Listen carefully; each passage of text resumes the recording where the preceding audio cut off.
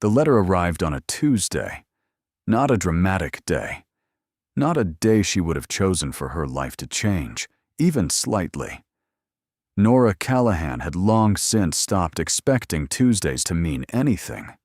They were the middle of the week's middle, the hour when nothing resolved and nothing truly began. She was standing at the kitchen sink when she heard the mail slot click, and she waited until the sound of the postman's footsteps faded from the porch before she went to retrieve what had landed on the floor. She always waited. It was a habit she had picked up in the years since the divorce, when the mail had become something to dread rather than anticipate. Credit notices, court documents, bills addressed to both of them that now fell under her name alone. She had learned to give herself a moment before confronting whatever the slot delivered. She dried her hands on a dish towel that had seen too many years of hard use and walked down the narrow hallway. The envelope was thin and official, bearing the return address of a law firm she did not recognize. The name on the front was hers, written in a typeface that suggested authority rather than warmth. She stood in the hallway for a moment longer than necessary, letting the morning light from the transom window above the door fall across the paper at an angle. Then she opened it. Her grandfather had died 6 weeks earlier, quietly, in the manner he had always preferred. Emmett Callahan had never made noise unless noise was required. He had spent 83 years on the same stretch of land in the western part of the county, so a property that had once been prosperous and had since become something more complicated than prosperity could describe. He had outlived 2 wives, 3 tractors, and 1 son, Nora's father, by nearly a decade. He had raised chickens, maintained a kitchen garden until his knees would no longer cooperate, and read the same 3 books in rotation for the last 15 years of his life. Because, he said, good things deserved a second look. Nora had visited when she could, which had not been often enough, and she carried that guilt the way people carry old fractures, not painful every moment, but present at the edges of certain movements. She had driven the 2.5 hours between her apartment and his farmhouse on holidays, and the occasional long weekend, of bringing the children when they were young, and later coming alone when the children grew into teenagers who found grandparents less compelling than they once had. Each visit, Emmett had made coffee too strong and asked questions that were always more specific than they seemed. He had a way of listening that made you feel as though your words were being stored carefully, filed away for a later consideration that would take his time and his full attention. The letter informed her that Emmett had left her his property, not divided among the family, not parceled out in careful portions designed to minimize conflict. The whole of it, the farmhouse, the outbuildings, the land, and everything contained therein. 31 acres, and everything standing on them. The attorney's language was precise and legal, and beneath the formal phrasing, Nora read something that she suspected had been deliberate. There was a note attached, handwritten on paper she recognized as having come from the yellow legal pads her grandfather kept beside his reading chair. It said only that the property had always been meant for someone who would not rush it, and that he believed she was that person. She sat down on the hallway floor and read the note 3 times. Then she called her sister. The conversation did not go the way she had hoped, though she had not hoped for very much. Her sister, Rennie, was 12 years older and had made a life in a different city through a combination of discipline and a certainty about the right way to do things that had never softened with age. Rennie expressed condolences for Emmett that felt more like formalities than grief, and then moved quickly to the practical which was her way of showing that she considered the practical to be a form of care. She said the property was worth something, that land always was, but that the structure itself was in poor shape, and that Nora should think very carefully before allowing sentiment to cloud an assessment that ought to be financial. Nora said she wasn't thinking about selling. Rennie was quiet for a moment. Then she said that Nora had 2 children, a mortgage she was barely maintaining, and a job at the county assessor's office that paid steadily but not generously. She said that land, held on to for reasons of feeling rather than function, had a way of becoming its own kind of debt. Nora thanked her for calling and ended the conversation without resolution. The second call from her cousin Derek was shorter and less measured. Derek had expected something from Emmett, not because they had been close, but because he operated under the belief that proximity to family ought to yield dividends. He made 3 jokes about a woman alone managing 31 acres, paused to see if they landed, and when they did not, shifted into something that was not quite resentment, but was pointed in that direction. He said that Nora always did find a way to fall into things, and that she ought to consider what she was going to do with a property she couldn't afford to maintain before she started feeling sentimental about it. She did not call anyone else that day. It was not until a week later, when she drove out to the property for the first time since Emmett's funeral, that she began to understand what she had actually inherited. She had remembered the farm through the softer lens of memory, an old place kept clean by a man who respected the things that had been handed to him. What she found, when she turned off the highway and followed the gravel road to the gate, was something closer to honest exhaustion. The farmhouse had settled unevenly on its foundation, its porch sagging at the far end, where a support had rotted and been repaired imperfectly. The outbuilding nearest the road had lost most of its tin roof to a storm that no one had been around to repair, and its interior was open to the sky, light falling through the gap in pale columns that illuminated little more than old machinery and the slow accumulation of seasons. The land itself was overgrown in the way that land overgrows when it is left to its own preferences. The kitchen garden was completely reclaimed, its borders invisible beneath grass and volunteer plants that did not know they were out of place. The fence line along the north edge of the property had been maintained to about 2/3 of its length, and then left, as though whoever had been tending it had simply stopped mid-task and not returned. There were 2 old vehicles near the equipment shed, both of them past operation, their tires long since deflated, their bodies carrying the particular stillness of things that had been given up on rather than finished. She walked the property for almost 2 hours that first afternoon, letting her boots find the uneven ground, letting her eyes move without agenda. She was not making assessments, or she was trying to feel her way back into a place that had once meant something specific and now meant something larger and less legible. She passed the chicken coop, empty now, but still intact, its wire fencing upright, its small door latched the way Emmett would have left it. She passed the old well, capped and sealed, a ring of stones around it that he had placed there himself sometime in the 1970s, each one chosen and positioned with an attention that only someone with unlimited patience could have managed. And then she came to the chimney. It stood at the eastern edge of the property, separate from the farmhouse by perhaps 40 meters.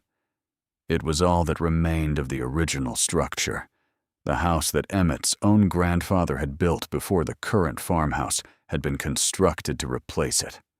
The original building had burned in the 1930s, in the years when the land was still finding its rhythm under the Callahan name.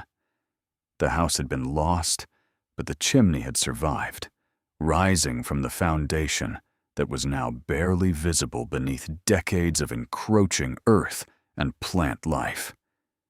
It was built from river stone, the kind that had been carried and placed by hand, each piece selected for its shape and its ability to hold its neighbors in place without mortar failing. The craftsmanship was evident even now, even through the weathering and the moss that had found purchase in the gaps. The stones had been chosen to fit rather than forced to conform, and the result was a structure that looked less like something built and more like something that had decided on its own to exist in that form. She stood in front of it for a long time. It was taller than she had remembered, perhaps 6 meters from base to the opening at the top, its width narrowing as it rose in the traditional form of fireplaces from that era. The stones at the base were massive, the kind that required more than one person to move and more than one attempt to set correctly. Higher up, the stones became smaller and more uniform, fitted together with a precision that spoke of someone who had understood the mathematics of weight distribution without ever having studied them formally. There were places where the mortar had crumbled and been replaced, not once but several times, each repair in a slightly different material, a record of care applied across generations. Near the top, a section of stone on the northern face appeared darker than the rest. She had noticed it before on earlier visits, had chalked it up to water staining or a difference in the stone's mineral content. Standing here now, with the late afternoon light falling at an angle that stripped away shadow rather than adding it, she noticed something she had not registered before. The dark section was not discoloration. It was a variation in the stone itself, a cluster of pieces set slightly differently than those surrounding them, their faces angled just a degree or two inward, as though whoever had placed them had been working toward a purpose other than the chimney's primary function. She filed it away, not as a discovery, not yet, only as something worth returning to. The process of settling an estate, even a small one, moved at a pace that was immune to urgency. There were forms to sign, accounts to close, and the slow work of notifying institutions that a person who had mattered to the world in specific and practical ways had ceased to require their services. The attorney was patient and thorough, a man of late middle age, whose office was lined with plants that he tended with visible personal investment, and files that he maintained with equal care. He answered her questions without condescension, and asked his own without implication. He told her that Emmett had been deliberate about his intentions, and that the transfer of property would be uncomplicated as long as she had made her decision. She told him she had. The practical difficulties arrived with what felt like coordinated timing. The farmhouse required work before it could be considered habitable, and the list that the county assessor's office, her own employer, produced during a routine property inspection was not short. Foundation stabilization, electrical updates, the porch, the water heater, the roof above the kitchen where a slow leak had left its mark on the ceiling in overlapping brown rings. Each item on the list carried a number beside it, and the numbers added up to a figure that her savings account could not absorb without consequences that would ripple through her budget for years. She did not tell her sister about the inspection report immediately.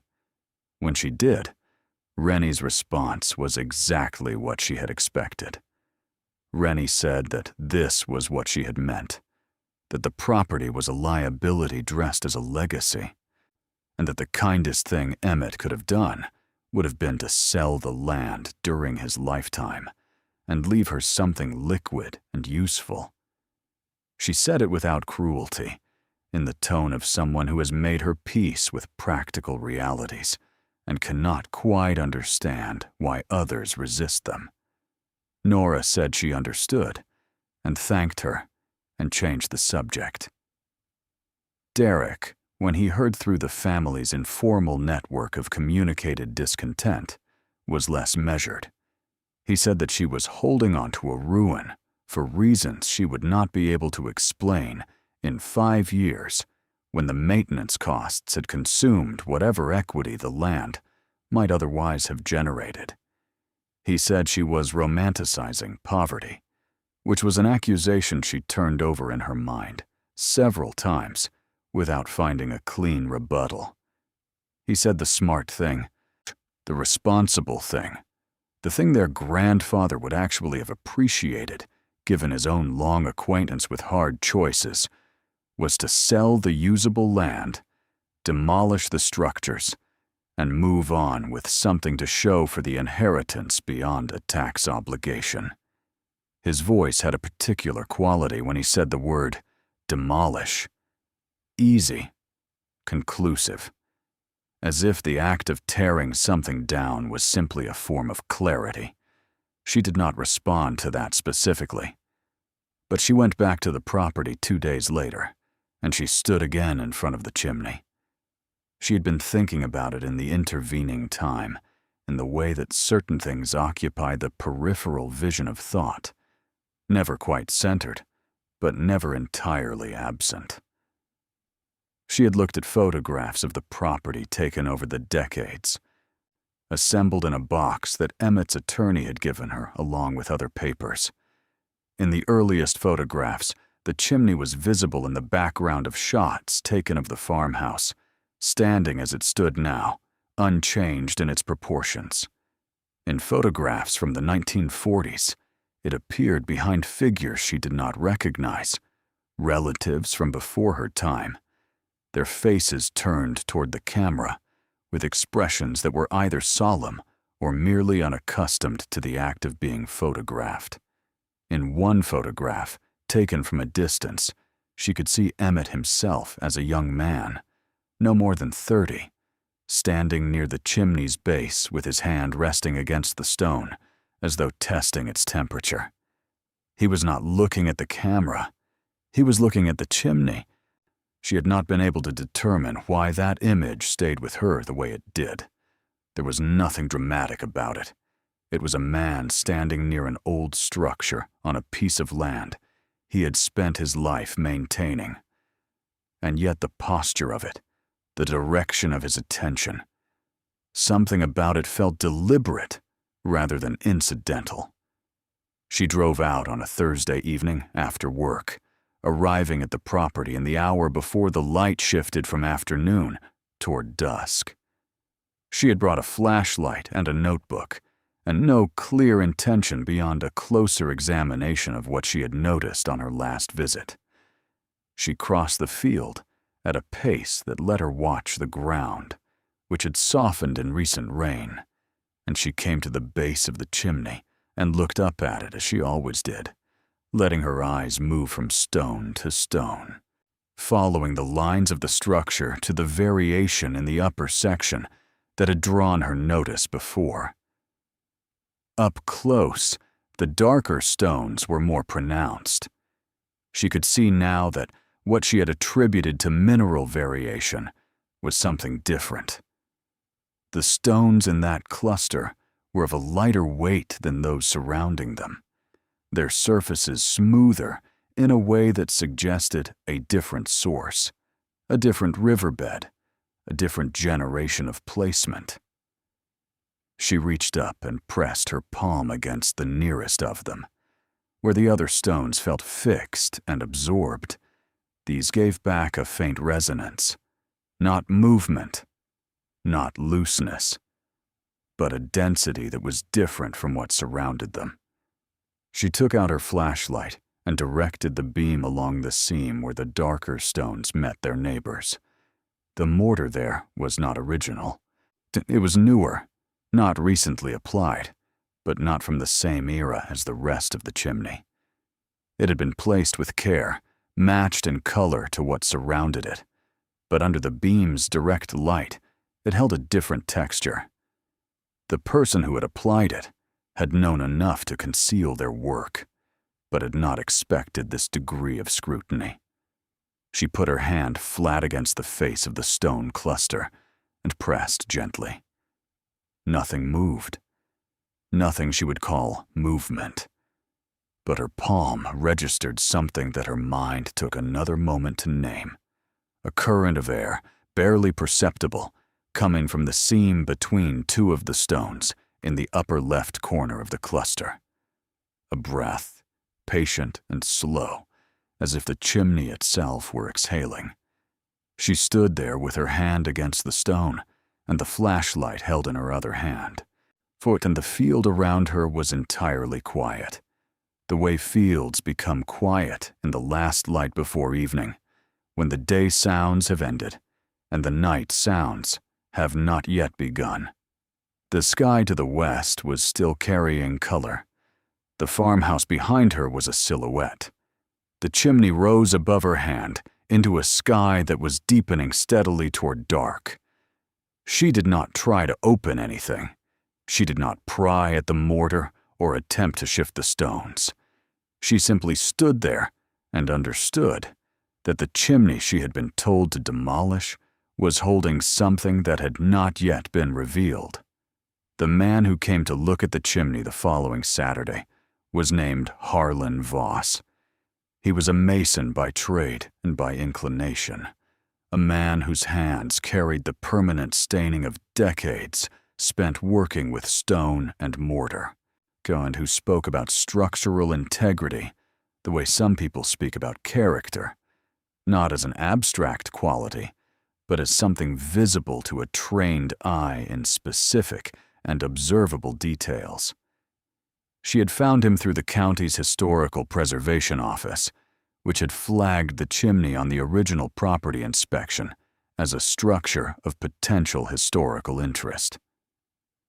Harlan was on their list of consultants. He arrived in a truck that looked as though it had been used for hauling stone, which it had, and he walked to the chimney without greeting it the way visitors usually did, with a glance and an immediate opinion. He circled it twice, touching the stone at intervals, kneeling at the base to examine the footing, standing back at different distances to read its profile. He did not speak for the first 10 minutes, and then she did not prompt him. She had learned from her grandfather that the people worth listening to took their time before they had anything worth saying.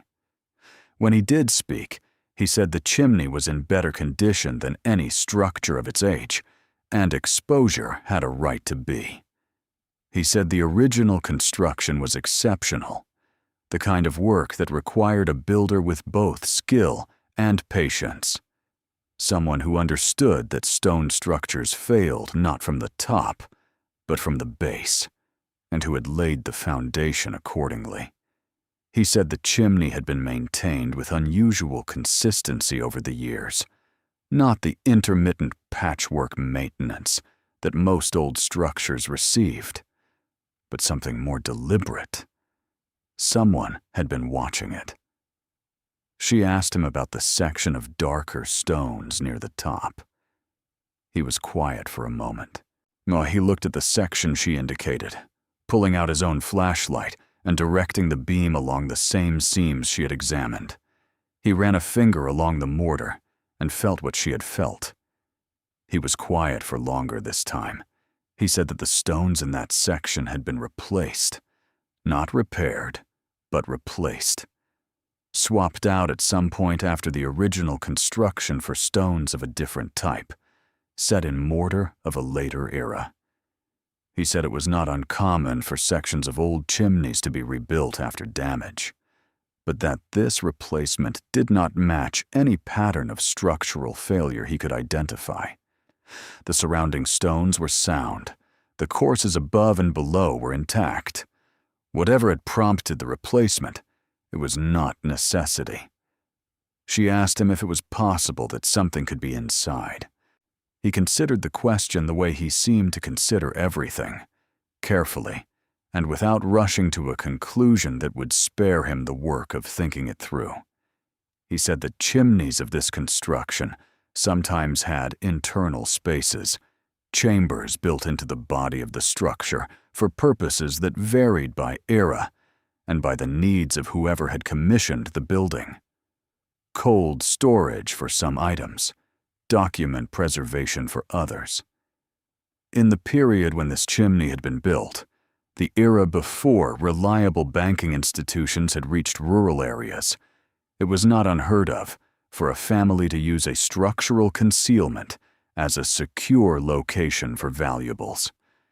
He said that the replaced section was consistent in its positioning with the kind of access panel that someone with knowledge of the original construction would know to look for. I sat high enough to be discreet, low enough to be reachable. He looked at her then, and she looked at him, and neither of them said what they were both thinking. He said he could examine the structure more thoroughly if she wanted, in a professional capacity, with the appropriate documentation in place. He said if there was an internal chamber, accessing it would need to be done carefully to avoid compromising the structural integrity of the surrounding stone, and that the work should ideally be witnessed and documented if there was any possibility of what he was clearly trying not to assume out loud. She thanked him and said she would be in touch. She drove home that evening with both hands on the wheel and the windows down, to the late September air coming through with the smell of cut grass and the first suggestion of colder weather moving in from the north. She thought about her grandfather standing with his hand against the chimney in that old photograph, not looking at the camera, but at the stone. She thought about the phrase he had used in his handwritten note, that the property had always been meant for someone who would not rush it. She thought about Derek's voice when he said the word demolish, easy and conclusive, as though the act of removing a thing was simply a form of clarity. She thought about the air that had come from between the stones when she pressed her palm flat against them. Patient and slow. The decision she was forming did not arrive as a single moment of resolve. It arrived the way most real decisions did, through the gradual elimination of alternatives until what remained was simply what needed to be done. She would not rush the chimney. She would not demolish it. She would find out what it held, carefully and correctly, with the kind of attention that her grandfather had believed the property deserved. And she would do it before anyone else decided that what they couldn't see did not matter. The calls began again the following week, prompted by something she had not anticipated. She had mentioned the chimney to no one beyond Harlan Voss, and yet word circulated in the particular way that it does in communities where land is a shared preoccupation and other people's decisions are discussed with proprietary interest. Derek called first, which was not surprising, and then said that he had heard she was planning to spend money on a structural assessment of an old chimney rather than investing in the farmhouse, which was the only part of the property that had a chance of becoming habitable and therefore valuable. He did not ask where he had heard this. He did not seem to think the question was relevant. He said the chimney was a liability, that maintaining it would require ongoing expense, that there was no heritage designation protecting it that would justify the cost of assessment, let alone repair, that she was, as he had observed before, falling into the particular trap of people who inherited things they hadn't worked for and made emotional, rather than rational decisions about what to do with them. She let him finish. Then she asked him what he thought her grandfather had meant by leaving her the property specifically, rather than dividing it or leaving it in a form that could be liquidated without her involvement. Derek said he thought Emmett had gotten old and sentimental and confused legacy with responsibility. She thanked him for calling. Her sister called 2 days later, and the conversation was more measured, but arrived at similar coordinates. Rennie said that she had spoken to a real estate contact in the county who estimated that the land, cleared, and with the structures either repaired to code or removed, could list for a figure that would solve most of Nora's financial concerns in a single transaction. She said that Emmett's generosity had been real, but that generosity had a cost, and that the cost here was measured in choices Nora was delaying at the expense of choices she could make now. Nora said she appreciated the information. What she did not say, because she had not yet found words that would survive the kind of scrutiny her sister applied to everything, was that she had gone back to the chimney 3 more times in the past week. Each visit shorter than the last, each one focused on the same section of stone, each one spent in the specific kind of attention that asks nothing but receives more the longer it is sustained.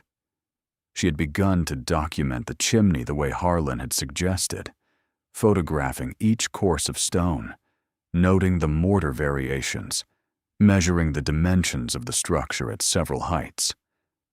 In the 4th visit, she had brought a stethoscope borrowed from a friend who was a nurse, the kind of instrument designed to amplify small sounds through solid surfaces.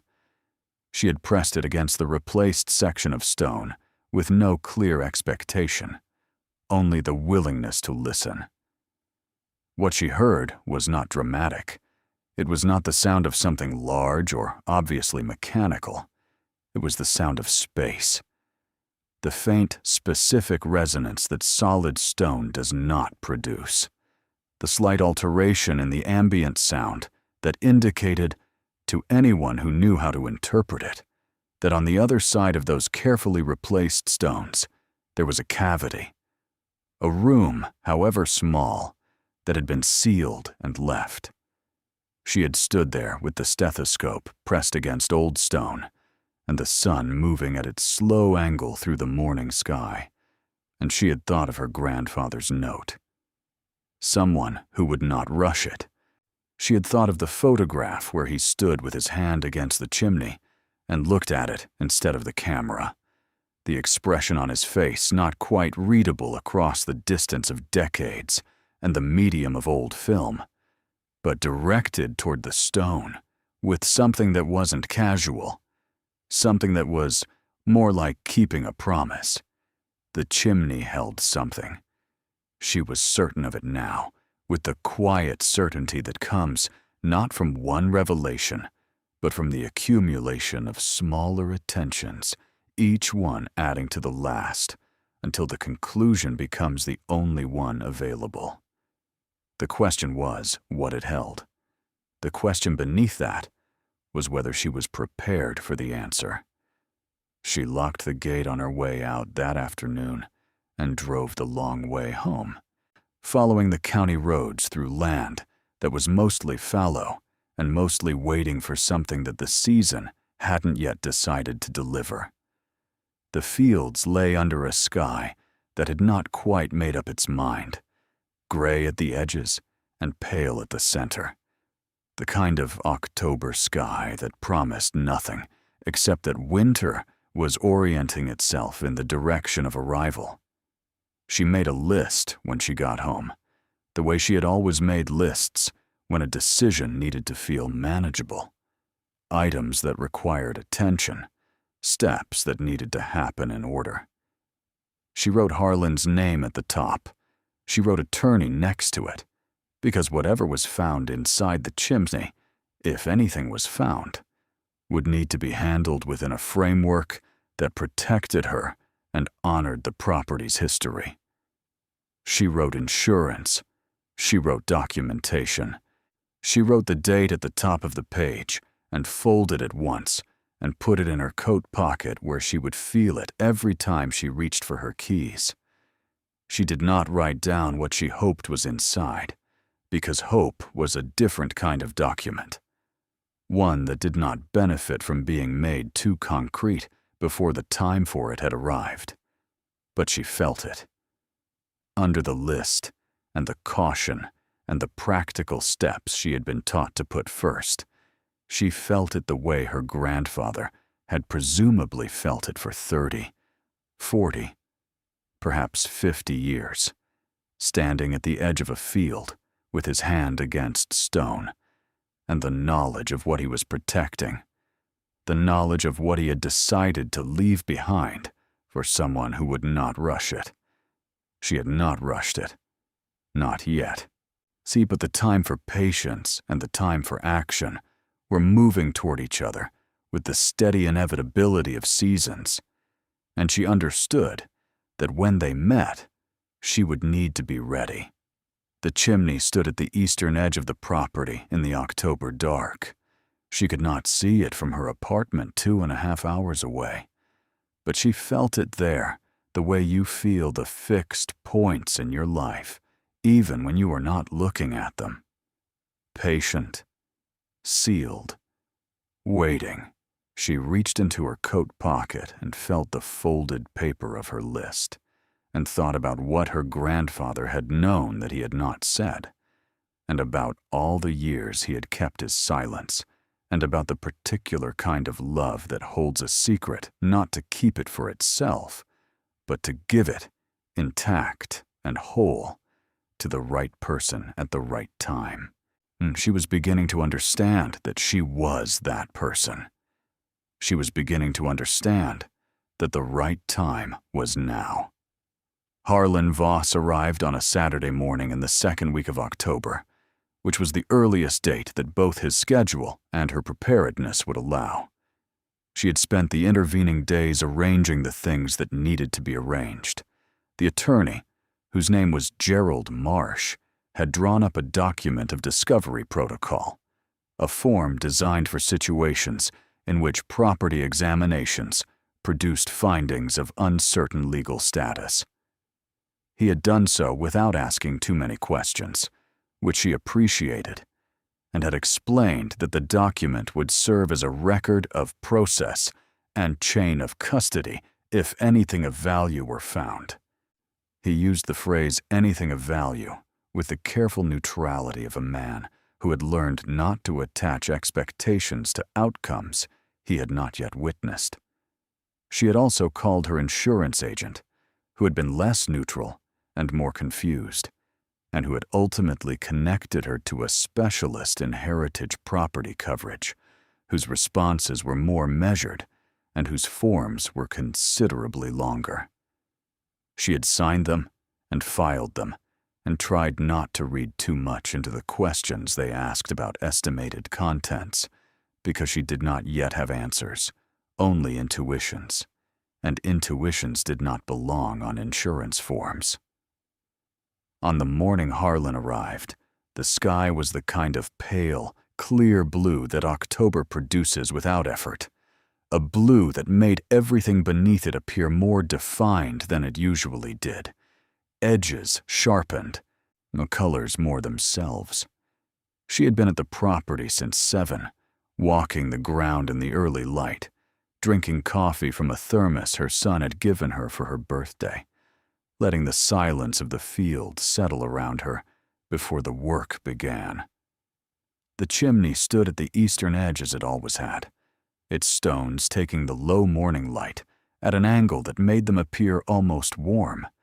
The moss that grew in the northern crevices, a deep and serious green against the gray and tan of the river rock.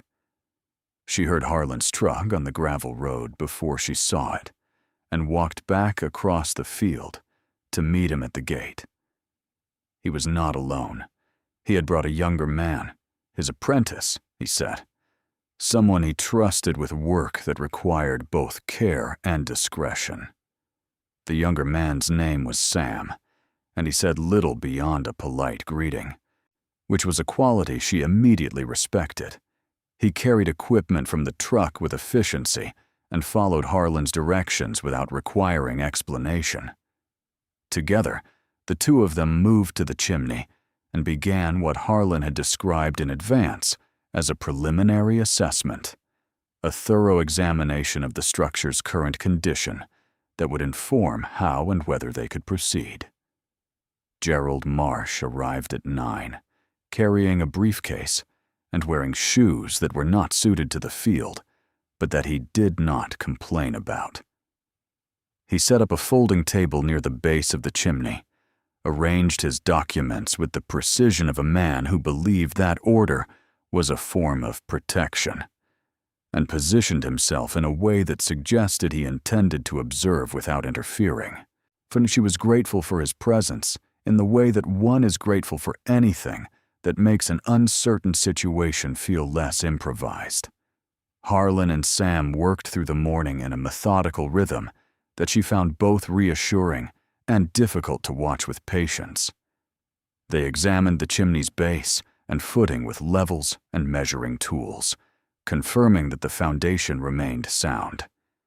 They documented each course of stone from the base upward, photographing and noting conditions with a thoroughness that made the work feel more like archaeology than construction.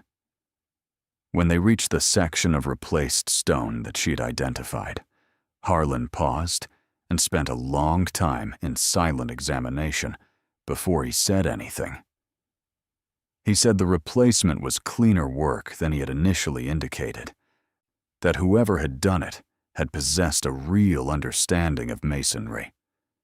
The stones had been fitted to match the surrounding courses in dimension and general appearance, and the mortar had been tinted to approximate the age of the original. Under extended examination, it was clear that the work was not original, but to a casual eye or a rapid inspection, it would have passed without question. Someone had taken considerable trouble to make this repair look like no repair at all. Sam had been probing the mortar seams with a thin tool, testing for hardness and consistency, and he called Harlan's attention to the upper left corner of the replaced section, precisely the area she had identified with the stethoscope. The mortar there had been applied in 2 stages, he said. The outer layer matched the surrounding application, but beneath it, when set back by several centimeters, was a second layer of a different composition. The inner layer was softer, more workable, and it had been applied with a gap left at the top and along one side, a gap that was too consistent to be accidental. Harlan looked at the area Sam indicated, then looked at her, and then at Gerald Marsh, who had put down his pen and was watching with an expression that had departed from professional neutrality. Harlan said that what they were looking at appeared to be an access point, a section of stones set into a frame, held in place by the outer mortar, but not bonded to the surrounding structure. He said it was the kind of construction that someone with specific knowledge and specific intention would produce. He said, with the careful language of a man who had learned to be precise, that removing the outer mortar from the seams would allow them to determine whether the section was designed to be moved. She said to proceed. The removal of the outer mortar took the better part of 3 hours. Harlan worked on the upper seam while Sam addressed the sides, and both of them moved with a deliberateness that made the time feel both endless and necessary. She sat on a folding chair she had brought from the farmhouse and watched, and did not check her phone, and did not speak unless spoken to. Gerald Marsh stood and occasionally made notes. The sound of the work was quiet, the soft scrape and tap of tools against old material, punctuated by the birds in the trees along the fence line and the occasional vehicle on the highway 2 fields distant. She thought about her grandfather during those hours. She thought about what it would have meant to maintain a secret of this kind over a lifetime, to carry the knowledge of what lay inside that stone and choose not to spend it, not to share it, not to resolve it. She thought about the nature of patience that required decades rather than days, and about the kind of love that would leave a thing untouched because the person it was intended for had not yet arrived at the right moment to receive it. She thought about his voice, which she could still hear clearly enough, the way it slowed when he was making a point he considered important, the way he would let a silence sit without discomfort until whoever he was speaking with understood that the silence was part of the answer. She thought about the fact that he had never said a word to her about the chimney directly. Not one word, or across all the years of visits and conversations and long afternoons on the farmhouse porch. He had let her grow up around it, had let her walk past it, and notice it, and not notice it, by turns, and had never once leaned toward it in conversation, never directed her gaze there in any way she could now identify as deliberate. He had kept the secret with a completeness that she was only beginning to understand, required not just resolve, but a particular form of trust. Trust that the right person would be patient enough to find it without being told. She pressed the thought back and returned her attention to the chimney. By midday, the outer mortar had been fully cleared from all 4 seams of the replaced section. Harlan stepped back and examined the exposed work, running his fingers along the inner layer that Sam had identified, testing the consistency of the gap at the edges. He said what he found was consistent with his earlier assessment. The section was not bonded. It was held in place by the compression of surrounding stones and by the outer mortar layer, both of which had now been removed from the seams. The stones themselves were set into a frame of slightly different material, a timber frame that had been installed within the chimney body at the time of the original replacement work. The timber was old but intact, preserved by the dry interior of the stone structure and sealed away from moisture by the outer layers. He said that the section, which measured approximately 50 centimeters wide by 60 centimeters tall, should be removable without structural impact to the surrounding chimney. He said they would need to support it from below as they moved it to prevent the stones from separating, and that the process would be slow and require 2 people managing its weight simultaneously. She stood and came to stand near the chimney's face, watching as Harlan positioned a board beneath the section, and Sam placed padded blocks along the base to receive the weight when it came free. They had erected a small scaffold earlier in the morning, which now gave them access to the section at the correct height, and both of them positioned themselves on either side with hands against the stone, their posture that of people preparing to receive something they were not entirely certain about. Harlan looked at her. She nodded. He pressed inward at the top of the section, testing the resistance. Joanne then applied steady pressure with the heels of his palms. For a moment, nothing moved, and the morning held its stillness with a completeness that seemed to require everyone present to hold their breath. Then, with a sound that she would remember afterward, as less dramatic than the moment deserved, a dry whisper of stone against timber, a release of air that had been held in place longer than anyone alive could account for. The section shifted. It moved inward a centimeter, then 2, then stopped as Sam guided it with his hands from the left side. Together they eased it forward slowly, keeping it level, transferring its weight to the board below, and then lifting it clear and setting it aside on the padded surface Harlan had prepared. The frame behind it was dark, so the interior of the chimney body visible now as a space rather than a solid, and from that space, came a breath of air that touched her face with the cool steadiness of something released from long confinement. She stood at the opening and looked in. The interior space was not large, approximately 90 centimeters wide, its depth not immediately determinable in the available light. Harlan handed her a high-powered flashlight without being asked, and she directed the beam into the opening. The walls of the space were stone, smooth and dry, the same river rock as the exterior, but unweathered, their surfaces pale in the light, with a clarity that the outer stones had long since surrendered to exposure. The floor of the cavity was set about a half-meter below the level of the access opening, creating a ledge effect. And on that floor, arranged with a care that struck her immediately as intentional rather than incidental, were objects. She did not register them individually at first.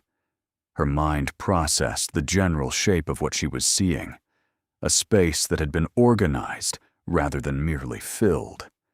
Contents arranged in a way that suggested that whoever had placed them had thought carefully about both protection and presentation. A layer of material covered the floor of the cavity, something dense and dark that she identified after a moment as oilcloth, the old-fashioned kind, thick and water-resistant, that had been used for centuries to protect items from moisture and temperature change. The oilcloth was intact, its edges folded and overlapped with the precision of someone who had wrapped the cavity's floor the way one wraps a gift, on understanding that the wrapping was not ceremonial, but functional. On the oilcloth, arranged in rows that conformed to the dimensions of the space, were boxes. She counted them by the beam of the flashlight without touching anything, letting the light move slowly from left to right and then back. There were 14 boxes in the first row, each one roughly the size of a shoebox, but with the heavier proportions of something built for durability rather than storage. They were wooden, dark with age, their surfaces smooth in the way that wood becomes smooth when it has been handled many times over many years. Each one bore a small brass fitting at the front, a clasp of the kind used on document boxes or storage cases from the earlier part of the previous century. They were not locked, or at least they did not appear to be locked, but they were closed, and in the dim interior of the cavity, she could see that several of them bore markings on their faces, small labels or inscriptions that the flashlight was not yet positioned to read clearly. Behind the first row, partially visible in the beam's reach, were more. She could not count them from the access point without leaning further into the cavity, and she did not lean further into the cavity because something about the moment required her to stay where she was and simply understand what she was looking at before she touched any of it. She was looking at something that had been placed here with the full knowledge of its value. Not abandoned, not hidden in panic, not forgotten by a previous occupant who had meant to return and never did. The arrangement before her had the quality of an act, completed with full awareness, every detail accounted for, every contingency considered. The oilcloth on the floor, the brass clasps, the ordering of the boxes, which she now saw conformed not to the dimensions of the space alone, but to a sequence that moved from left to right in a progression that suggested classification. Someone had organized this the way a person organizes an archive, not merely to preserve it, but to be understood. Gerald Marsh came to stand beside her and looked into the cavity without speaking. She heard Harlan behind them both, quiet in the way he had been quiet all morning, and Sam further back, neither of them pressing forward, all of them holding the moment at the same careful distance. She heard herself say, very quietly, that she needed to call someone. The specialist who arrived the following morning was a woman named Dr. Priya Nandan, who worked for an appraisal and authentication firm based in the city, and whose manner combined the precision of long professional experience with a curiosity that she made no effort to conceal.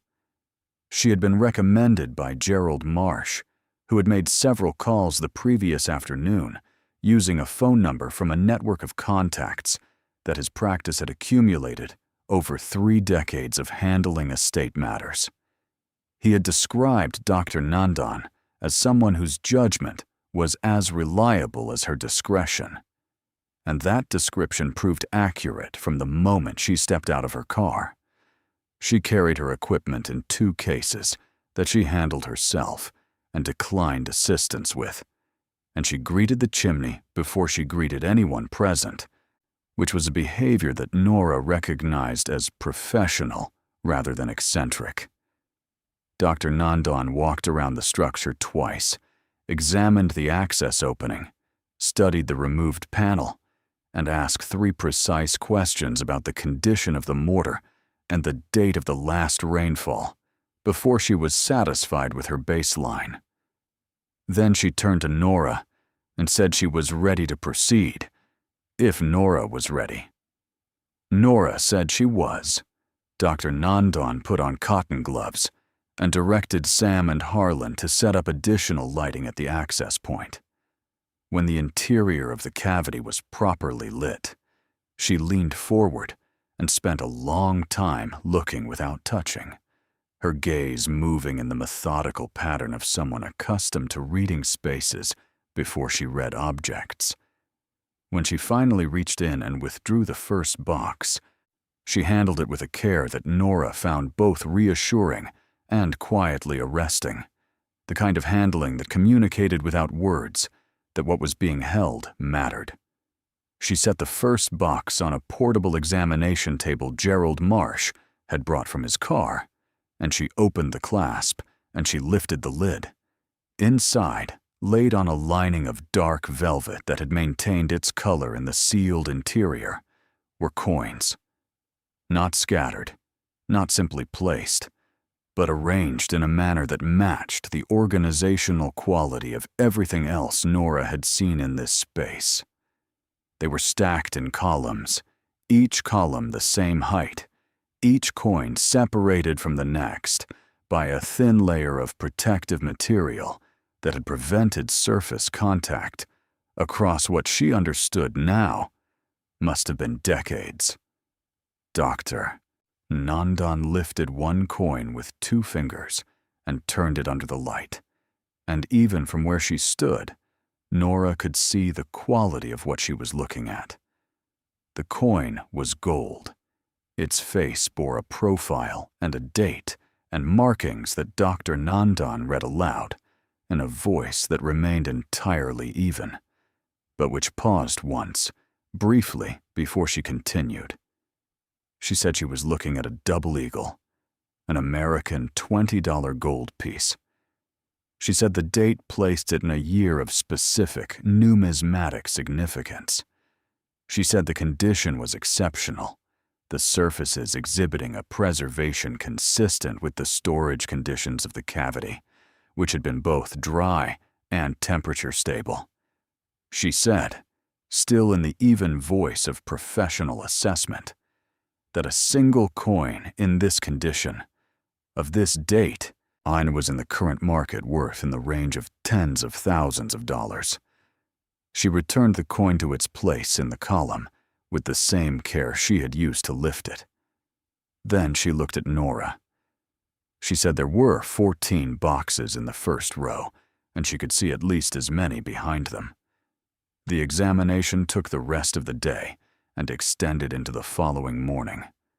Dr. Nandan worked with the patience that her profession and apparently her character required, documenting each box before opening it, photographing the contents in situ, recording her observations in a manner that was partly scientific and partly literary, the notes of someone for whom accuracy of language was as important as accuracy of measurement. She did not rush. She did not editorialize. But her pauses, when they came, were eloquent in ways that no editorializing could have matched. The first row of boxes contained coins, all gold, all American, spanning a range of dates from the late 19th century through the early decades of the 20th. Some were common enough to be valuable primarily for their metal content, which was itself considerable.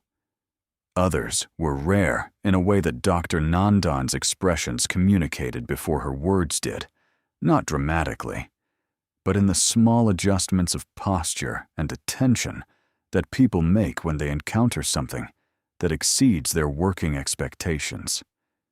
The dates, the mint marks, the conditions, all of it suggested a collection assembled over time with both knowledge and patience, by someone who understood that the most durable forms of value were the ones that combined rarity with preservation. The second row of boxes contained something different, and it was when Dr. Nandan opened the first of these that the quality of the silence in the field around them shifted in a way that Nora felt before she understood. These boxes were shallower, their dimensions suited to flat objects rather than stacked coins, and the lining inside them was not velvet, but a rigid material, firm and protective, that had kept the contents from any movement across all the years of storage. Inside the first of the shallow boxes was a piece of paper, not ordinary paper, but the heavy, thick paper of financial instruments, its surface bearing print and handwriting in a combination that Dr. Nandan examined for a long time before she identified what she was looking at. She said they were bearer bonds. She explained, for the benefit of everyone present who was not already aware, that bearer bonds were financial instruments that had been issued primarily in the earlier decades of the 20th century, before changes in securities regulation had largely eliminated them from standard financial practice. The critical characteristic of a bearer bond, she said, was that ownership was determined not by a registered name, but by physical possession. Whoever held the bond held the claim to its value. She said the bonds in the first shallow box had been issued by a federally chartered institution. She said they carried a face value per instrument that she read aloud slowly, ensuring she had read it correctly before speaking. She said the maturity dates and interest provisions would require specialist financial analysis to assess precisely, but that the current combined value of the bonds in the box alone, given their face value, their condition, and the prevailing market for instruments of this type in collections of historical financial documents, was considerable. Nora sat down in her folding chair. She had not planned to sit down. She had intended to remain standing through the examination, to observe everything from the proximity that felt most appropriate for the occasion. But her legs made a decision that her mind hadn't fully endorsed, and she found herself sitting with her hands folded in her lap, and the October sun on her face, and the careful, even voice of Dr. Nandan continuing in the background, measuring and naming and recording. There were 26 shallow boxes in the second row and the partial third row that extended behind it. Not all of them contained bonds.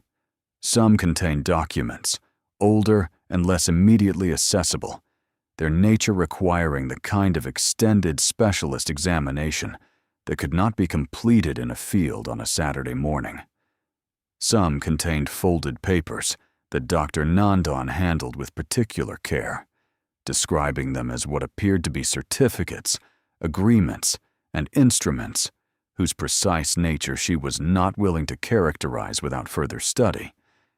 Each one was photographed, catalogued, and replaced in its box with the same unvarying attention.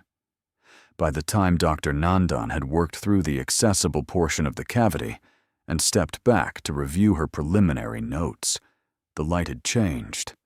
The afternoon was moving toward its end, the shadows of the fence line stretching eastward across the field in long, deliberate lines.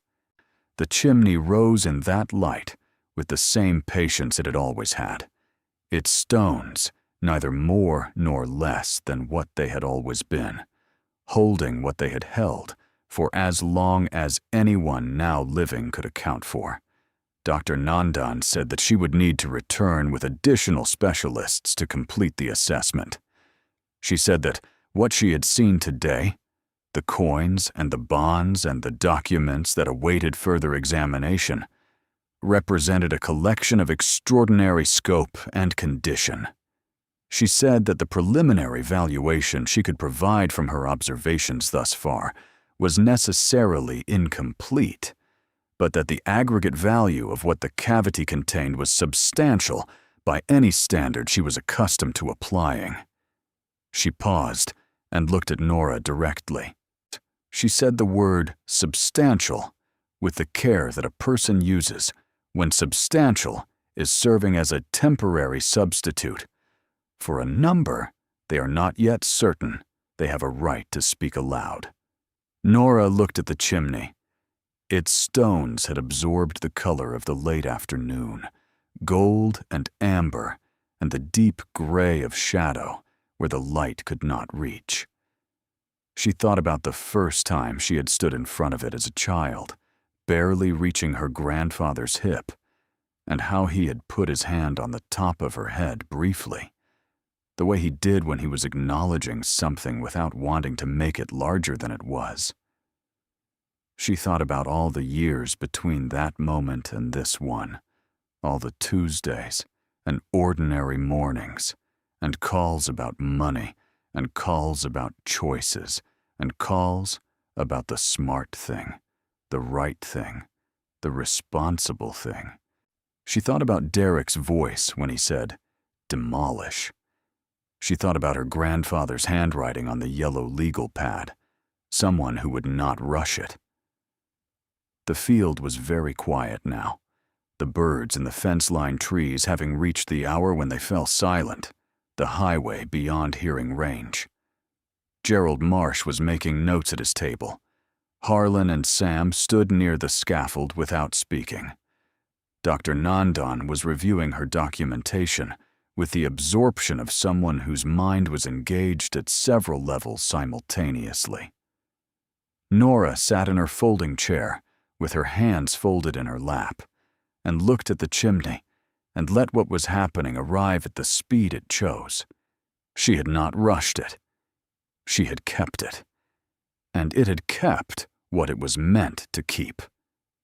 The drive home that evening was the longest 2.5 hours she could recall, not because the road was different or the traffic unusual, but because she was carrying something that had changed the interior atmosphere of the car in a way she could not have named precisely. She was not yet thinking about numbers, not yet calculating, not yet allowing the future to arrive ahead of its time. She was thinking about the space inside the chimney, the oilcloth laid on the floor with its careful overlaps, the velvet in the boxes, the columns of coins that had sat in the dark for decades and emerged with a color and a clarity that time had not diminished. She was thinking about the person who had placed them there, not Emmett. She understood now, or not only Emmett, but the original builder of the chimney, the Callahan who had built that first house and understood from the beginning that the stone would outlast everything else. Someone whose name she did not know and whose face existed in no photograph she had seen, but whose hands had set each stone with a precision that had held across more than a century. She thought about the word trust, not the legal kind, not the kind that appeared in documents with Gerald Marsh's careful language. the older kind. The kind that moves between people who have not met and may never meet, carried in the material of what they leave behind for each other. Her phone had notifications she had not addressed. She had turned the sound off during the examination and had not restored it. In the glow of the dashboard, she could see the number of missed calls without reading the names, and she knew without reading them whose they were. Rennie. Derek. The family network that had been waiting for the news to circulate. She did not stop to address them. She let the highway carry her forward, the headlights finding the road in increments, the dark on either side belonging to fields she could not see. When she reached her apartment and unlocked the front door, her daughter was still awake in the living room, sitting with a book in her lap, and the particular expression of someone who has been waiting without wanting to appear to be waiting. She was 17, old enough to understand the broad outlines of what her mother had been managing with the property, and to sense that today had been significant without knowing how. Nora sat down on the couch beside her and put her arm around her and said nothing for a moment, and then she said that Granddad Emmett had been keeping something for them. Her daughter looked at her with the alert, careful attention of someone who has learned that the important things arrive without announcement. Nora said that she would explain everything, but not tonight. Tonight, she needed to sit here. Her daughter put her book down and leaned her head against her mother's shoulder, and the apartment was quiet, the way it was quiet after the children had gone to bed, in the years when they were small, a fullness inside the silence rather than an emptiness. Outside, 2.5 hours distant, the chimney stood in the October dark at the eastern edge of the property, its stones holding the cold, the way stone holds everything, without resistance, without complaint, with a patience that outlasted everything that was human about the moment, and remained when the humans had gone home to their ordinary lives and their unordinary realizations. The cavity inside it was closed now, the panel carefully replaced by Harlan and Sam before they left, the mortar not reapplied, but the stones set back in their frame and held by their own weight, while Dr. Nandon completed her preliminary documentation. It looked from the outside exactly as it had always looked. No one passing the field would have seen anything different. The chimney was what it had always been. It was only its contents that had changed status, moving in the space of a single day from hidden to known, from potential to actual, from her grandfather's keeping to hers. She sat with her daughter on the couch and let the evening do what evenings do, a moving at its own pace through the dark toward a morning that would be different from every morning that had preceded it. The number that Dr. Nandon had not yet said aloud was waiting in its own good time. It had waited this long. It could wait a little longer. Dr. Nandon returned on a Wednesday, 12 days after the initial examination. She brought 2 colleagues whose names Nora wrote down and immediately forgot in the way that names disappear when the mind is occupied with larger things. One was a numismatist, a specialist in historical coins, whose reputation, Gerald Marsh had confirmed, was such that his assessments were accepted without dispute by every major auction house in the country. The other was a financial historian attached to a university whose department had spent 30 years cataloging and authenticating bearer bonds and historical instruments of the kind that had emerged from the second row of boxes. Both of them arrived with the particular quiet focus of people who have been told something remarkable and are withholding judgment until they have seen it with their own eyes. The morning was cold in the specific way that late October is cold in open country, the air clear and carrying the smell of frost that had not yet arrived, but was orienting itself toward the fields. Nora had been at the property since before any of them, standing in the frost-edged grass with her thermos, watching the light come up over the eastern tree line in the unhurried manner of a season that had made its peace with shortening days. The chimney stood in the early light with its usual patience, and she stood near it without touching it, the way you stand near something you have learned to understand, without needing to confirm its presence by contact. They set up inside the cleared area in front of the chimney's access point, the portable tables arranged in a configuration that allowed all three specialists to work without crowding. Harlan was not present this time. His part of the work was done, and she had thanked him in a way that she hoped conveyed the true scope of what his care had made possible. Sam had left his number, in case she needed anything further, written on the back of a business card in handwriting that was as precise as his stone work.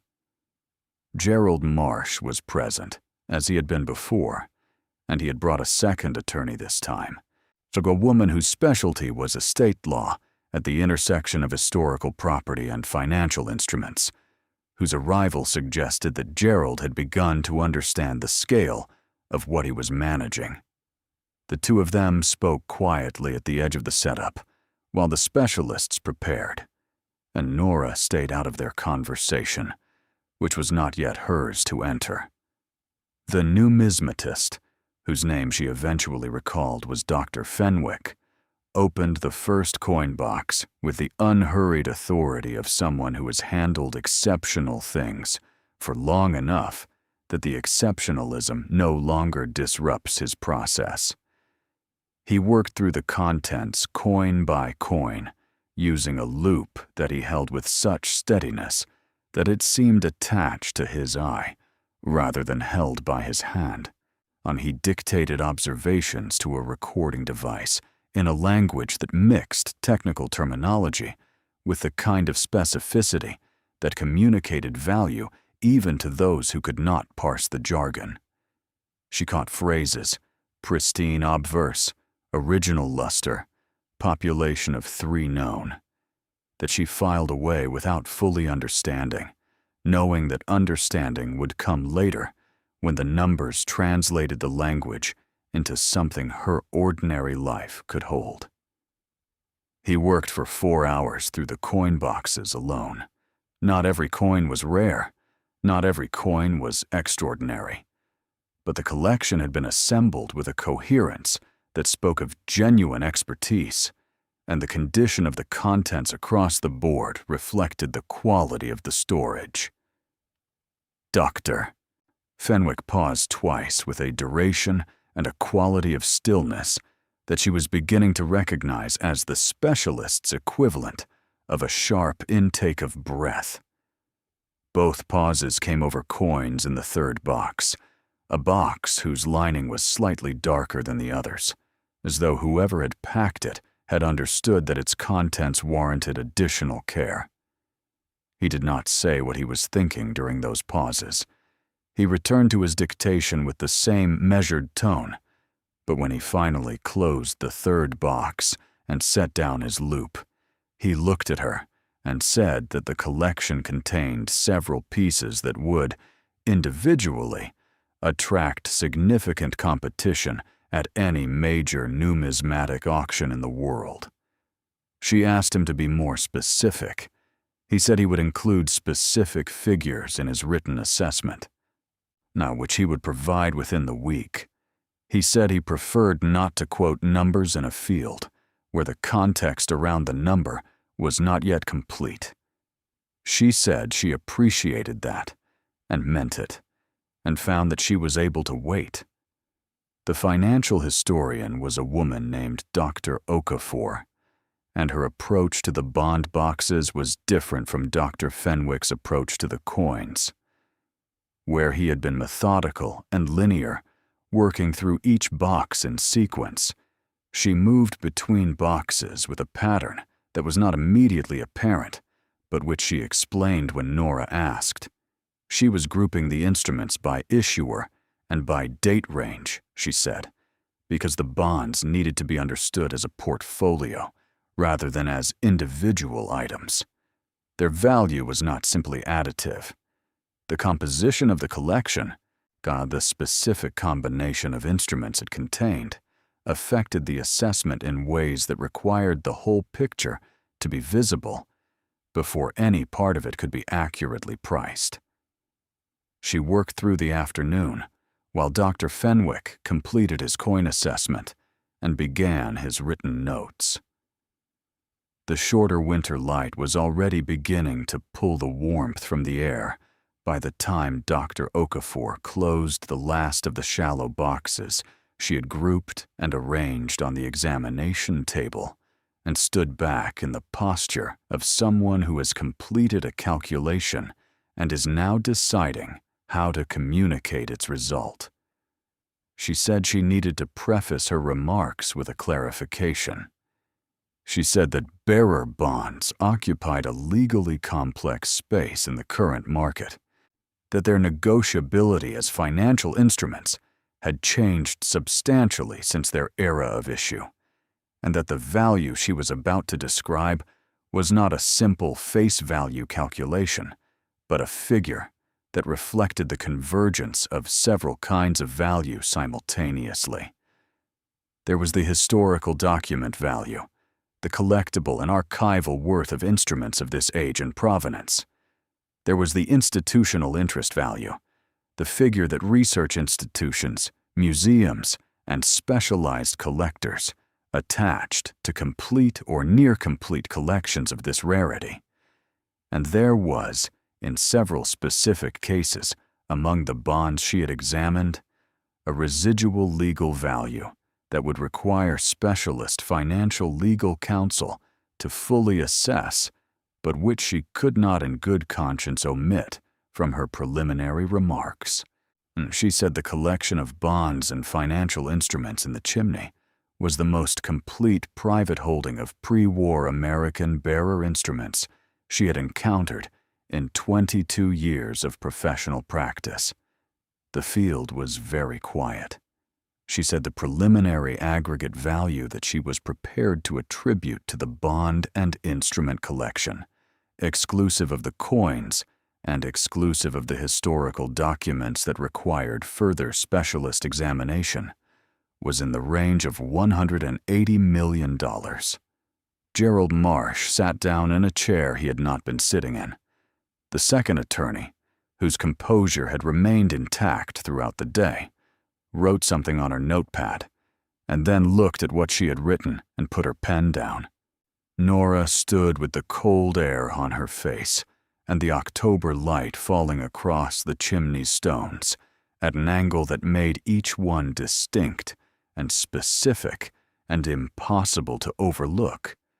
And she heard the number arrive in the silence of the field, the way large things arrive when you are standing still, and there is nothing to receive them but your own quiet attention. She said nothing.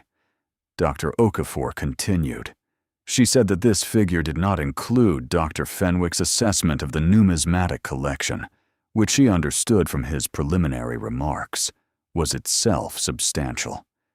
She said it did not include the documents whose nature had not yet been fully characterized.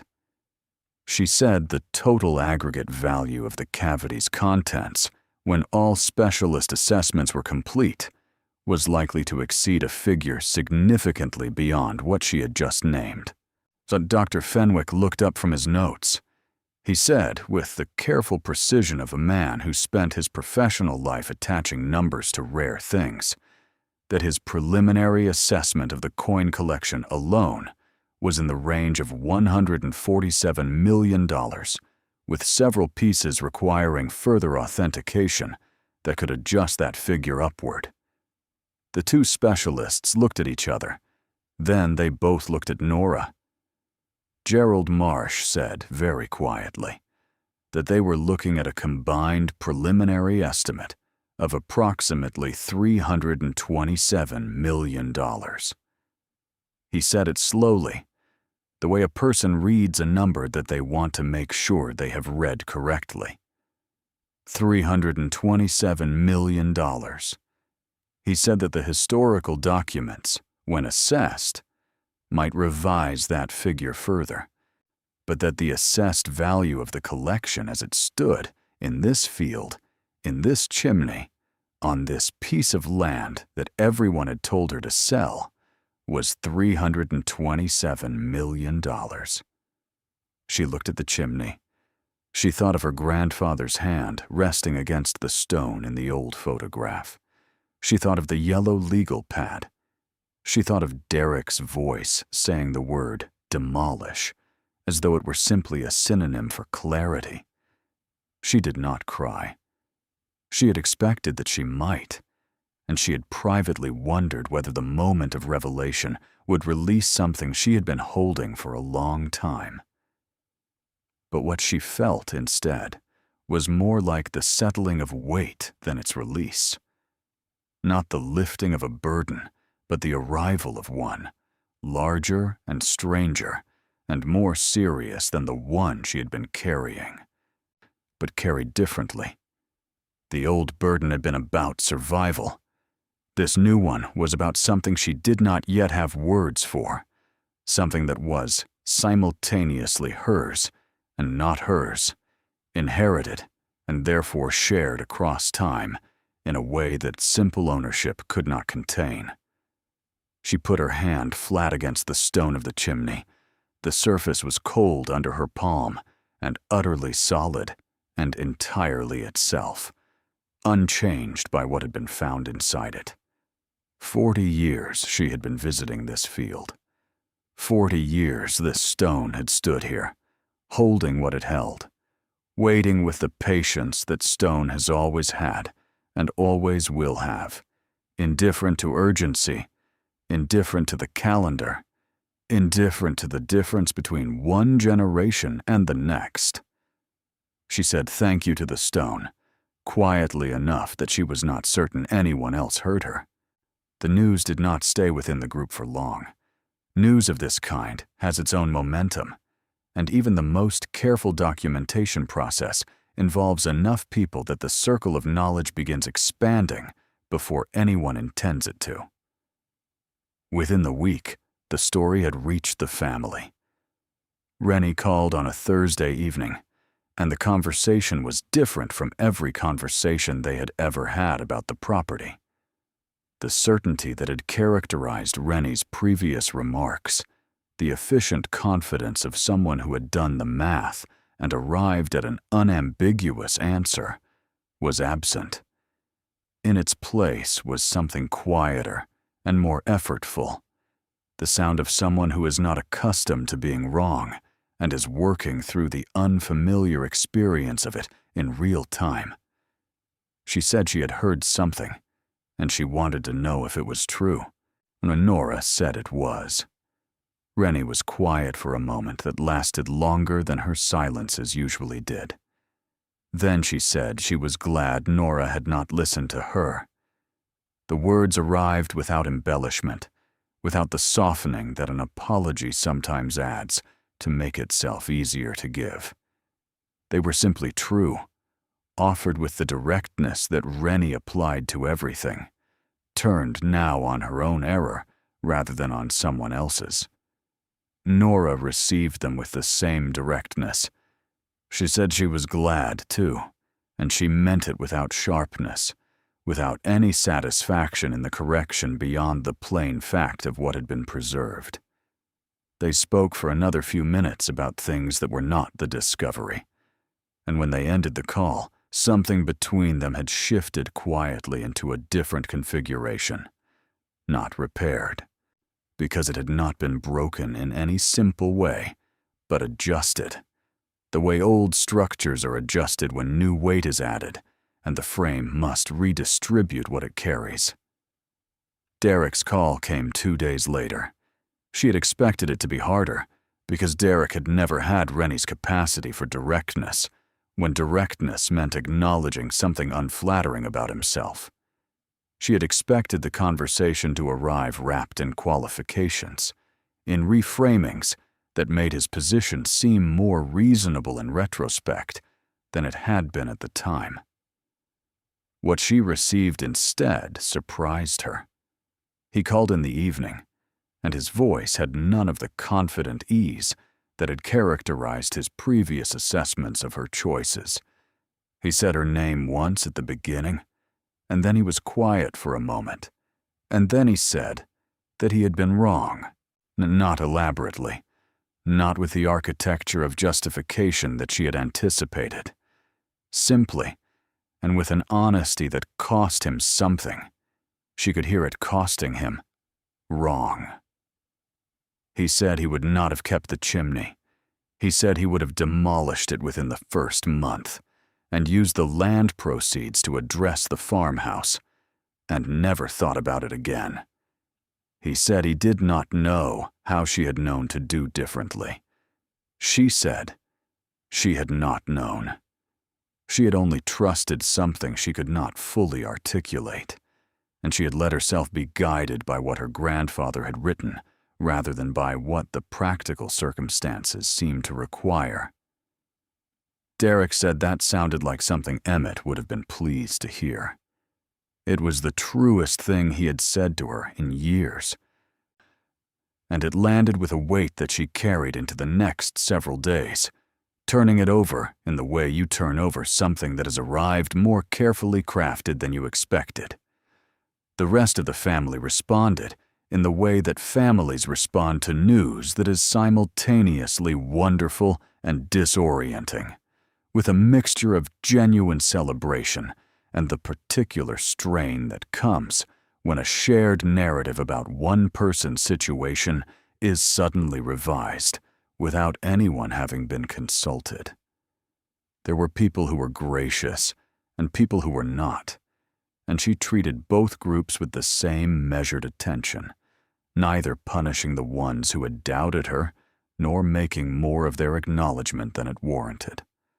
What had happened was not about being right. It had never been about being right. It had been about keeping something that was worth keeping. The legal process that followed the discovery took most of the winter to complete. Gerald Marsh and his colleague, whose name was Catherine Bright, and who proved over the following months to be someone whose precision was matched by her genuine investment in the outcome, worked through the documentation with a thoroughness that was occasionally trying and ultimately essential. The bearer bonds required the financial legal specialist that Dr. Okafor had recommended, and the question of their negotiability was resolved through a process that Catherine managed with a steadiness that made the complexity feel containable. The coins were consigned to auction through Dr. Fenwick's firm, on a timeline and a structure that maximized their value without flooding the market or diminishing the individual significance of the rarest pieces. The historical documents, when fully assessed by a specialist in early American archival materials, added a further dimension to the discovery that no one had fully anticipated. Among them were land agreements and correspondence from the earliest generation of Callahans on the property, documents that the County Historical Society identified as among the most complete records of early land settlement in the region. 3 of the documents were of sufficient historical significance that the Society made a formal request for their preservation in the public archive. Nora donated them without hesitation. It was a decision that people noticed. Not widely and not dramatically, but in the way that communities notice when someone who has received a great deal gives something back without being asked. The County Historical Society sent a letter. The regional newspaper ran a short piece. A man she had never met wrote to say that one of the land agreements in the donated documents bore the name of his own ancestor, and that he had spent 20 years trying to find any record of that person's life in the county before the deed registers began. She had kept the chimney standing. She had spoken to the county preservation office about the possibility of a formal designation, and the process had been straightforward. The structure's age and condition more than sufficient to meet the criteria. The chimney now appeared on the county register of historically significant structures, which meant that no future owner of the property could demolish it without a process that would give preservation interests the opportunity to intervene. She had made certain of that before she made any other decision about the property's future. The farmhouse she repaired, not extravagantly, not in the manner of someone performing wealth for an audience, but with the kind of systematic attention that the building had needed for decades and never received because the decades had not had the resources. The foundation was stabilized. The electrical was updated. The porch, which Emmett had last repaired himself with materials he had salvaged from the collapsed outbuilding, was properly rebuilt in timber that matched the original. The kitchen roof was replaced, and the rings on the ceiling were repainted. And the water heater was replaced with something that would not require the next person to develop a strategy for cold showers. She did not move into the farmhouse immediately. She took her time with that decision in the way she had learned to take her time with decisions that mattered. She drove out to the property on weekends and spent time in the repaired building, letting herself feel what it felt like to be in it, now that its most pressing distresses had been addressed. Feeling for whether she could imagine her life reforming itself around this place that her grandfather had believed was meant for her. The answer came gradually, as answers had been coming to her for the past year, not in a single moment, but through the accumulation of smaller certainties. Her son came with her one weekend and spent 3 hours in the kitchen trying to understand the old stove, and then succeeded, and cooked dinner in it for the first time since Emmett had last used it. And the smell of that dinner in that kitchen in the evening light of a February Saturday told her what she needed to know. She gave notice on her apartment in March. The spring came the way spring always comes to working land, not gently, but with the particular insistence of a season that has been patient all winter and has decided that patience is no longer required. The fields greened in the way that fields green when the frost finally releases them, a color so sudden and so thorough that it seemed less like growth and more like revelation, as though the green had been there all along beneath the cold and had simply been waiting for permission to show itself. She walked the property on the first genuinely warm morning of April, her boots finding the familiar ground, the fence line bright with new growth along its post bases, the kitchen garden beginning its slow reclamation from the earth that had been reclaiming it. She had hired someone to help with the garden, a retired woman from the next county, over whose knowledge of what grew in this soil was the kind that could not be found in books or acquired quickly, and who had agreed to come on Tuesday mornings starting in late March.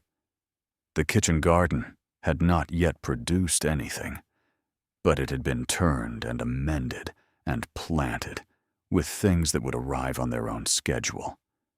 The outbuilding nearest the road, the one that had lost its roof to the storm, had been rebuilt through the winter, its tin replaced with material that matched the original enough to satisfy the county's guidelines for historical properties within a registered district. Inside it, neatly organized in a way that would have pleased Emmett, were the tools of the property's future, not the tools of a commercial operation, but the tools of a place that intended to sustain itself through care rather than scale. She paused at the edge of the field nearest the chimney and looked across the distance between herself and the structure. The morning light fell on it, the way it had on the morning of the opening. That quality of October clarity translated into April warmth, each stone individual and specific in the direct sun. The access panel had been carefully restored by Harlan. The mortar matched and applied with the same care he had brought to everything, so that the section was once again invisible to any inspection that did not know precisely where to look. The cavity was empty now, its contents dispersed into the processes of valuation and legal resolution and eventual preservation that had occupied the winter. But the space remained, sealed and dry, a room that had held what it held for longer than anyone now living could fully account for. She thought about what it meant to be the custodian of a place, rather than merely its owner. Emmett had understood that distinction in a way that had taken her most of her life to approach, and which she was still only beginning to inhabit fully. The land was not hers, in the way that the objects recovered from the chimney were hers, not possessed, but entrusted, not accumulated, but received. The chimney was part of that trust. The farmhouse was part of it. The field she was standing in, with its new green working up through the grass that had been cut back through the winter, was part of it. The 31 acres that Derek had said she should liquidate and move on from were a responsibility that she was only now beginning to understand how to carry correctly. She was not going to carry it alone. That was something she had decided over the winter, quietly, without making an announcement of it.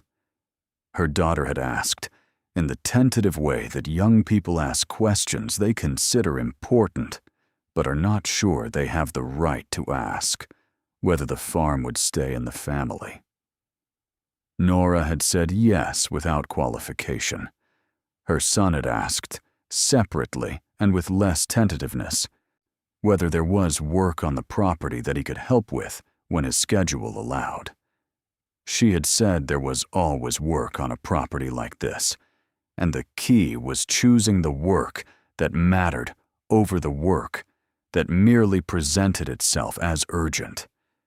He had laughed at that, recognizing where it came from, recognizing Emmett in the phrasing, which was both the point and the pleasure of it.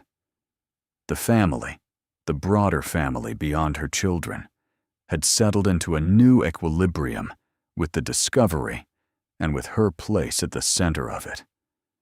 People who had doubted had acknowledged their doubts, some gracefully, and some less so, and she had received all of it with the equanimity that she understood. Now was the appropriate response to vindication. Vindication was not a performance. It was not a position to be occupied with satisfaction. It was simply the moment when the record corrected itself, and the correct response was to let it correct without adding to it. Derek had driven out to the property on a Sunday in February, unannounced, which was unlike him. She had found him standing near the chimney when she came out to check on something in the equipment shed, his hands in his jacket pockets, his gaze on the structure, with an expression she had not seen on his face before. Something open in it. Something that was either admiration or its close relative, the kind of feeling that arrives when you encounter something you misjudged and understand, now that you are standing in front of it, what you failed to see. He had not said very much. He had asked about the stones, about the original builder, about what Emmett had known and when he had known it.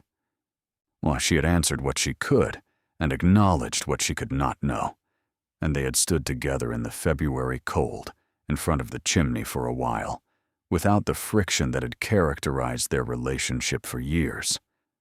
Before he left, He had put his hand against the stone, in the same way she had, flat-palmed and steady, and stood there for a moment, with his eyes on the structure. She did not say anything about it. She simply noted it, the way you note the things that do not require commentary, the things that speak completely in their own language and need no translation. On the last evening of April, she sat on the repaired porch of the farmhouse with a mug of coffee that was the right temperature this time, and the light falling across the property in the long, golden way of spring evenings. And she let herself look at everything. The fields, the fence line, the equipment shed with its restored roof, the kitchen garden beginning its first season under new attention, and at the far edge of the property, the chimney standing in the evening light, with its stones warm in the sun, and its shadow falling eastward across the grass in a line that was both straight and old. She had not solved everything. That was important to acknowledge, because the story that people were beginning to tell about what had happened here was already acquiring the smoothness that stories acquire when they are simplified into their most satisfying shape. The money had not resolved every difficulty. There were decisions still to be made, structures still to be determined, relationships still finding their new arrangements around the changed facts of her situation. Her children's futures were more secure than they had been, which was the thing she had thought about most on the hardest nights of the preceding years, the thing she had carried like a specific weight in a specific place.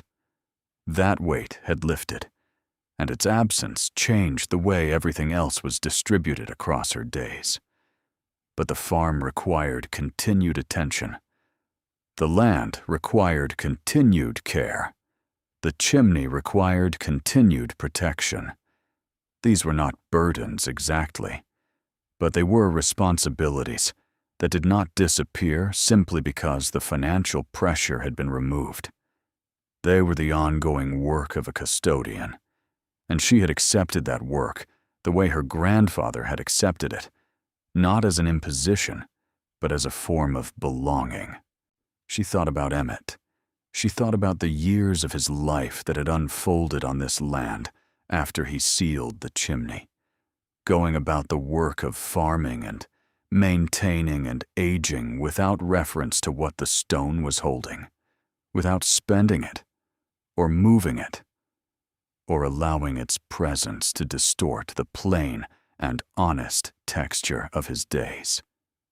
She thought about the particular kind of discipline that required, and about what it said about the way he understood value. The contents of the chimney had not been his resource. They had been his responsibility. He had kept them, and in keeping them, he had kept something larger, a link between the person who had built the chimney and the person who would eventually open it, a line of trust drawn across generations in mortar and stone. She was the person who had opened it. She had not known. When she stood in this field for the first time after his death and noticed the variation in the stones, that she was stepping into the final act of a story that had begun before her grandfather was born. She had only known that something was worth paying attention to. She had only known not to rush it. The evening deepened, the light pulling back from the field in the gradual way of long spring days that do not end quickly, but release their light slowly, as though the day has earned the right to a long conclusion. She finished her coffee. The chimney held its place at the eastern edge of the property, as it always had, and as it would, she intended, for as long as the land remained in the care of people who understood what standing still through all kinds of weather, all kinds of pressure, all kinds of doubt was worth. She thought about what her grandfather would have said if he could have seen this evening, the property repaired and inhabited and tended, the chimney designated and protected, the contents distributed into purposes that honored the care with which they had been preserved. She thought he would not have said much. He would have made coffee too strong and asked 3 specific questions and listened to the answers with the attention he brought to everything that he considered important. And then he would have looked at the chimney from the porch in the evening light, the way he had done, she now understood, on more evenings than anyone had ever counted, and he would have been satisfied with a satisfaction that did not need to announce itself. She set her mug on the porch railing and looked at the chimney until the light failed, and it became a silhouette against the darkening sky, a shape she knew as well now as her own reflection, present and permanent and quietly, entirely itself. Then she went inside, and the farmhouse received her the way a place receives a person who belongs there, without ceremony, without announcement, simply by being what it had always been, and what it would continue to be, with or without anyone to notice. The chimney stood outside in the dark. It had stood for 100 years. It would stand for 100 more. And somewhere in the accumulation of all that standing, in the patience of its stones, and the sealed quiet of the space inside it, was the answer to every question anyone had ever asked about what endures, and why, and for whom. Thank you so much for watching until the end. If you loved this story, check out the other videos on your screen now. I think you'll really enjoy them. And don't forget to subscribe if you haven't already. See you in the next story.